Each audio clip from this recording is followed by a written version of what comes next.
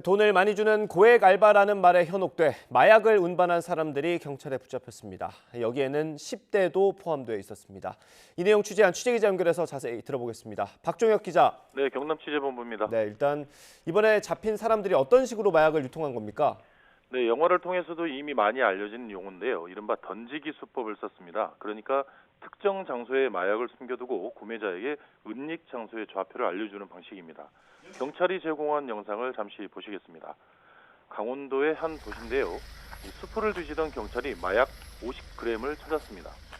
경찰에 붙잡힌 운반책은 이 마약 50g을 가지고 있다가 구매자에게 넘기는 수법을 썼습니다. 직접 전달하는 방식이 아니라 총책에게서 연락이 오면 더 적은 양으로 나눠서 특정 장소에 마약을 숨겨놓는 겁니다. 그러면 총책은 운반책에게 좌표를 받아놨다가 구매자에게 돈을 받고 해당 좌표를 알려주는 방식입니다.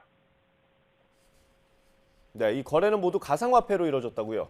네, 그렇습니다. 앞서 말씀드린 모든 과정은 모두 SNS, 사회관계망 서비스를 통해서 이루어지는데요. 마약 구매자가 총책에게 돈을 줄 때도 또 총책이 운반책에게 돈을 줄 때도 모두 가상화폐를 통해서 거래가 이루어집니다. 예를 들어 운반책이 마약을 운반하는 과정에서 발생하는 교통비, 숙박료 등등의 비용을 SNS 채팅창을 통해서 청구하면 모두 가상화폐로 지급이 이루어졌습니다. 구매자 역시도 총책, 즉 마약 판매자에게 SNS 채팅창을 통해서 구매할 양을 밝히고 가상화폐로 지불하는 방식을 썼습니다. 네, 돈을 많이 준다는 말에 현혹됐다고 진술을 한 건데 그거 얼마나 받은 겁니까? 네, 이번에 검거된 운반책 18명은 모두 SNS의 고액 아르바이트 광고를 보고 총책과 접촉했습니다. 한 주에 350만 원에서 400만 원을 벌 수 있다는 말에 마약을 운반한 겁니다. 보통 1회 일정의 수고비를 받았는데요. 이른바 던지게 하는 마약의 양에 따라 수고비가 정해진다고 합니다. 경찰의 말을 직접 들어보시죠. 이번에 검거된 드라퍼들이 진술에 의하면 하루에 많게는 한 70개에서 한 80개 정도 던지고 있다고 그렇게 진술하고 있습니다.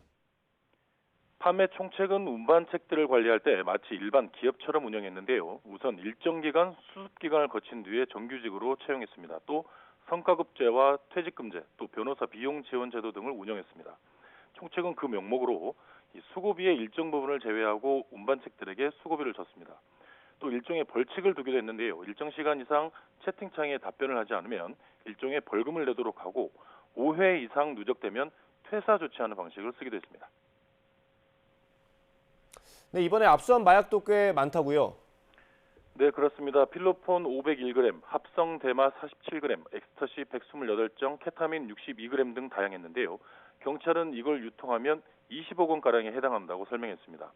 이 마약은 총책에게서 입수한 것이 아니라 운반책들에게 입수한 건데요. 이들이 타고 다니던 차량, 또 집 등에서 압수했습니다. 그러니까 총책은 아직 경찰에 붙잡히지 않은 겁니다. 워낙 점조직 형태로 운영하고 서로에 대해서 알 수 없는 방식으로 운영하다 보니 이 총책을 아직 잡지 못한 겁니다. 따라서 이 마약도 동남아시아에서 들여왔을 거라는 추정만 하고 있을 뿐 정확하게 어디서 밀반입한 것인지도 확인되지 않은 상황입니다. 경찰은 운반책 18명과 마약 구매자 82명을 검거했는데요.